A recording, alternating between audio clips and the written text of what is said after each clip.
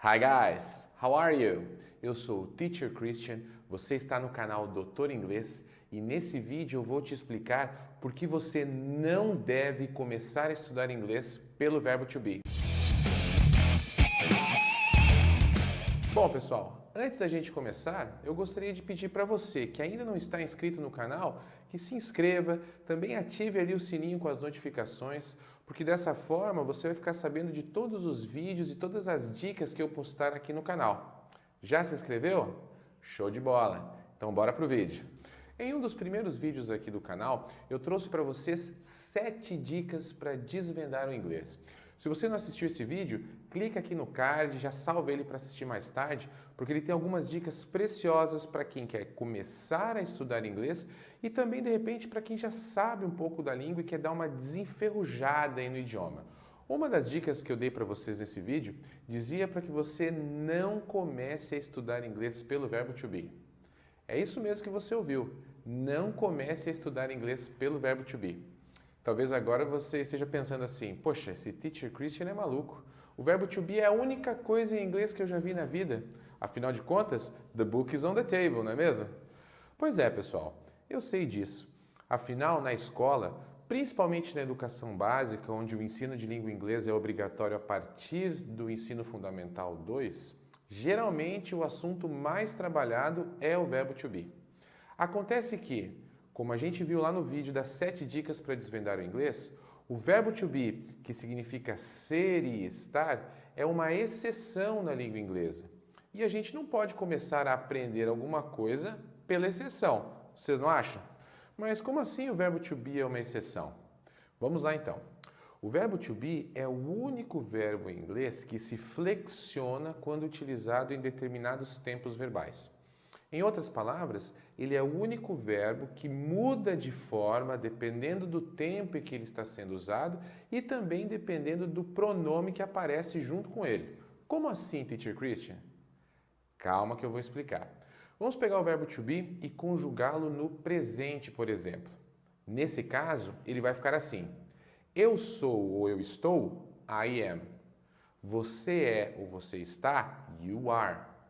Ele é ou ele está, he is. Ela é ou ela está, she is. Ele ou ela neutro, que a gente usa para coisas e animais, é ou está, it is. Nós somos, nós estamos, we are. Vocês são, vocês estão, you are. Eles são ou eles estão, they are. Percebeu que para cada pessoa existe uma forma diferente do verbo to be. Assim, quando eu bato o olho nele, eu já sei em que tempo que ele está. Por conta disso, no presente, o verbo to be se torna o que a gente chama de verbo auxiliar. A função dos verbos auxiliares em inglês é indicar em que tempo estão as frases e também nos dizer se essas frases são positivas, negativas ou interrogativas. Vamos ver como é que isso funciona. Suponhamos que eu queira dizer em inglês a seguinte frase positiva: ele é um professor. Note que nessa frase eu tenho o verbo ser, né? Ele é, e esse verbo ser está no presente. Logo, como vimos antes, a frase ficaria He is a teacher. Se eu quisesse transformar essa frase em uma frase negativa, como o verbo to be está no presente e assume a função de verbo auxiliar, é ele que vai para o negativo. Então a frase ficaria He is not a teacher. Ele não é um professor. Agora, se eu quisesse transformar essa frase em uma pergunta, no inglês a gente coloca o verbo auxiliar sempre antes do sujeito para fazer uma pergunta. Como o verbo auxiliar é o verbo to be, ele vai ter que aparecer antes da palavra he. Portanto, a frase ficaria Is he a teacher? Ah, beleza, Teacher Christian, isso aí é fácil e eu já sabia. Maravilha. Agora, talvez o que você não saiba é que em inglês existem vários outros tipos de verbos auxiliares, cada um usado para indicar um tempo específico. E adivinha só, existem mais verbos auxiliares para indicar o presente. No caso, o do e o does, cada um com um uso específico. Como assim? Então quer dizer que o verbo to be não é o verbo auxiliar do presente?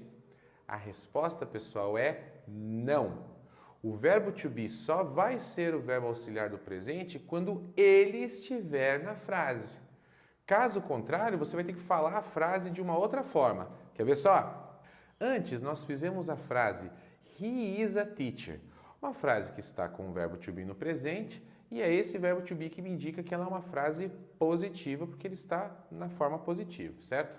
Agora, imagine que a gente queira falar a frase ele trabalha na escola. Ele trabalha na escola. A pessoa que começou a estudar inglês pelo verbo to be, ela vai analisar a frase, vai ver que a frase está no presente, vai ver que o sujeito da frase é ele, né? Vai aí pesquisar para saber como é que fala o verbo trabalhar em inglês, que se diz work, e vai chegar à seguinte conclusão: He is work at school. O problema, pessoal, é que essa frase está errada. Note que na frase em português ele trabalha na escola, não existe o verbo ser ou estar, portanto não existe o verbo to be.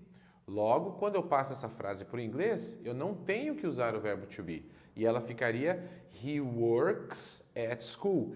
E não He is work at school. Esse, pessoal, é o grande problema de todos aqueles que começam a estudar inglês pelo verbo to be. Usar o verbo to be em todas as situações. É o que eu chamo de festival do verbo to be, onde aparecem frases como I am play, I am work, I am study e assim por diante.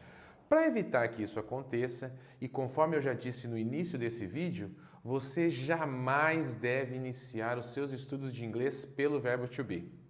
Ao invés disso, procure conhecer primeiro como funcionam os principais tempos verbais da língua. No caso, o presente, o passado, o futuro e o condicional, que para nós em português seria o futuro do pretérito, aqueles verbos que terminam com ia, trabalharia, viajaria, estudaria, etc. Esses tempos verbais são os que mais vão ser utilizados aí na grande maioria dos casos. Depois que você entendeu bem esses tempos verbais, aí sim você volta a sua atenção para o verbo to be. Dessa forma, você parte da regra para a exceção e não o contrário. E aí, gostou dessa dica? Então deixa o seu like e compartilhe esse vídeo aí com o máximo de amigos que você puder. Também deixa ali nos comentários alguma curiosidade que você talvez tenha aí sobre a língua inglesa. Isso pode virar tema de um dos meus próximos vídeos aqui no canal, beleza? Além disso, queria te convidar para me seguir nas redes sociais, Facebook, Instagram e LinkedIn. Eu vou utilizar esses canais aí para colocar as novidades que vão acontecer no canal Doutor Inglês e as novidades também do meu trabalho, tá certo? Vamos desvendar o inglês juntos?